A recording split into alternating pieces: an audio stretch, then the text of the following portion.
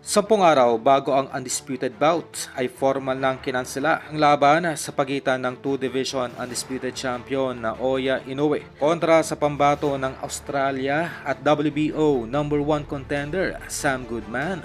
Ang dahilan ng pagkansela ng laban ay dahil sa natamong major cut sa kanang mata ng nasabing Australiano mula sa sanay huling sparring na nito bago tumungo ng Japan. At mula sa ating nakuhang impormasyon ay may dalawang options na pinag-iisipan ngayon ang kampo nitong si Inoue. Una ay pumayag na ma-resched ang nasabing laban sa buwan ng Pebrero.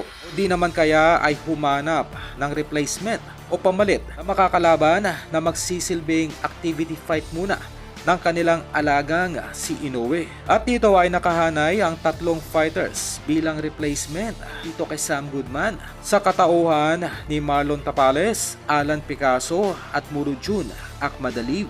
Kung maalala ay mayroon ding nakatakdang laban ngayong Disyembre itong si Akhmadaliev. Subalit ito ay isang activity fight lamang. Sa madaling salita, ito ay maaaring ikansela pa ng kampo ni Akhmadaliev anumang oras upang magsilbing pamalit kay Sam Goodman para kay Inoue. At sa mga nagtatanong kung maaari bang ihanay sa mga options itong ating pambatong si Cuadro Alas, kung nagawa sanang makuha ni Casimero ang timbang nito sa last fight kontra Sanchez at hindi napatawan ng 1 taong ban na lumaban sa bansa ni Inoue sa Japan, ay may chance pa sana itong maihanay bilang isa sa mga options. Dahil mula sa ating pinagkakatiwalaang source ay nababahala ngayon ang mga Japanese promoters nitong si Inoue na lalong langawin ng husto ang laban nito kung itong sinatapalis lamang at Akhmadaliev ang siyang lalabanan ng kanilang alagang si Inoue ngayong Disyembre